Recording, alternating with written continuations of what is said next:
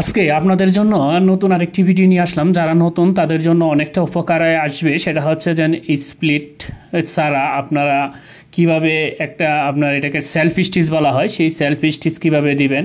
এরকম সুন্দর একটি সেলফ স্টিচের একাধিক নিয়ম আছে, সম্পূর্ণ নিয়ম আপনাদেরকে দেখানোর চেষ্টা করব। এটা হচ্ছে একটা সেলফ স্টিচ যেখানে কোনো রিপ থাকবে না। স্টার্টিংয়ে এরকম স্টিচ দিয়ে আপনার শুরু হবে বডি।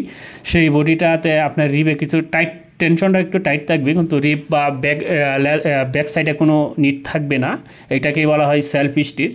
সেই সেলফ স্টিচটা এই দেখেন আমরা একদম ফুল নিডেলেভাবে দিচ্ছি। আর এখানে আমি আপনাদেরকে কয়েক ধরনের সেলফ স্টিচ আমরা দেখাচ্ছি, যে 3 ধরনের সেলফ স্টিচ। এইটা এক ধরনের সেলফ স্টিচ, আপনারা এটা ব্যবহার করতে পারেন। এটা সবচেয়ে বেস্ট। তারপর হচ্ছে এই এক ধরনের, এই যে আর এক ধরনের, এরকম 4 ধরনের সেলফ স্টিচ আছে, যে এইগুলোই সর্বোচ্চ ব্যবহার করা হয়। এই স্টিচগুলো যদি আপনারা রেখে দেন আপনাদের এতে, তাহলে কিন্তু আপনাদের যতদিন কাজ করবেন, যদি যে কোনো ধরনের সেলফ স্টিচ আসুক না কেন, ঘুরে ফিরে এই সাইডটার ভিতরে একটি থাকবে।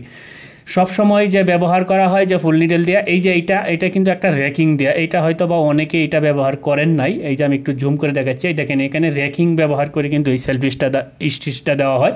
এটা অনেকটা সুন্দর হয়। যদি আপনার 5 গ্যাস হয় তাহলে এটা দিবেন না, তাহলে আপনারা এই স্টিচটা ব্যবহার করবেন। আর এই স্টিচটা সকল গ্যাসের জন্য, 12 গ্যাস থেকে শুরু করে 14 গ্যাস, আপনার 12 গ্যাস, 5 গ্যাস, 7 গ্যাস, সব গ্যাসে এটা ব্যবহার করতে পারবেন।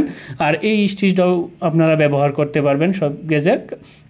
মূলত যখন আপনি ডেভেলপ করবেন, এইখান থেকে যে কোনো একটা সুইচ করে ডেভেলপ করে নেবেন। আর আপনাদের যদি ডেভেলপ করা থাকে, আপনাদের কোনো স্যাম্পল থাকে, তাহলে দেখবেন যে এই সাইডটার মাধ্যমে যে কোনো একটা স্টিচ আপনারা দেখবেন, আগে দেখে মিলাবেন। এটাতে কোনো র্যাকিং নাই।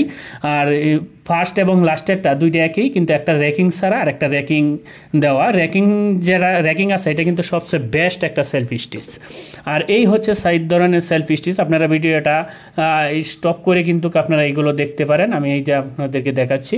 স্টপ করে এটা আপনারা রেখে দেন, আর ভিডিওটা আপনাদের টাইমলাইনে শেয়ার করে রেখে দেন। কারণ আপনাদের এই স্টিচ সম্পর্কে যখন কোনো সেলফ স্টিচের কোনো আপনার আসবে, কোনো প্যাটার্ন করতে হবে বা প্রোটেকশন কোন সাইজ যাই করেন না কেন করতে হবে, যদি আপনাদের প্রয়োজন পড়ে, তখন কিন্তু আপনারা দেখে নিতে পারবেন। তাই আপনাদের টাইমলাইনটা সেভ করে রেখে দিতে পারেন।